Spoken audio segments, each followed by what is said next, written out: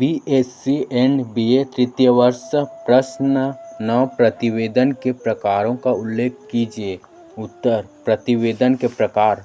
प्रतिवेदनों का वर्गीकरण कई आधारों पर किया जाता है, जैसे 1 अवधि को दृष्टिगत रखकर, 2 संख्या के आधार पर, 3 प्रसारण की दृष्टि से, 4 प्रतिवेदन से संबंधित घटना और व्यक्ति के आधार पर, 5 प्रारूप के आधार पर, 1 समय अवधि के आधार पर। इस रूप में प्रतिवेदन 2 प्रकार के होते हैं।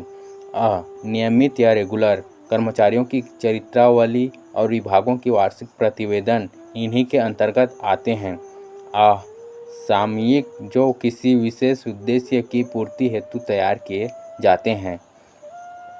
2 संख्या के आधार पर प्रतिवेदन देने वालों की संख्या को दृष्टिगत रखकर प्रतिवेदनों के 2 भेद किए जा सकते हैं।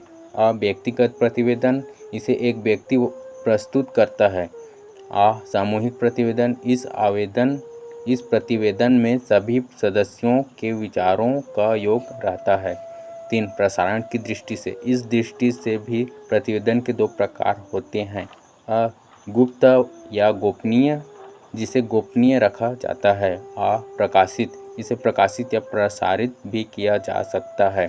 4 घटना या व्यक्ति के आधार पर, इस दृष्टि से प्रतिवेदन 4 प्रकार के हो सकते हैं, जो निम्न प्रकार हैं। अ किसी कार्यशाला, गोष्ठी अथवा समारोह का प्रतिवेदन। अ नियुक्ति की गई जांच समिति का प्रतिवेदन। ई किसी व्यक्ति की गोपनीय रिपोर्ट का प्रतिवेदन। ई किसी संस्था या समिति का प्रतिवेदन। 5 प्रारूप के आधार पर, ऐसे प्रतिवेदन 2 प्रकार के होते हैं।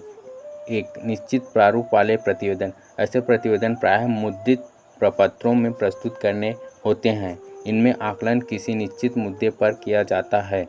2 मुक्त प्रारूप वाले प्रतिवेदन, ऐसे प्रतिवेदनों में आकलन अनिश्चित होता है और प्रतिदिन को कुछ छूट होती है।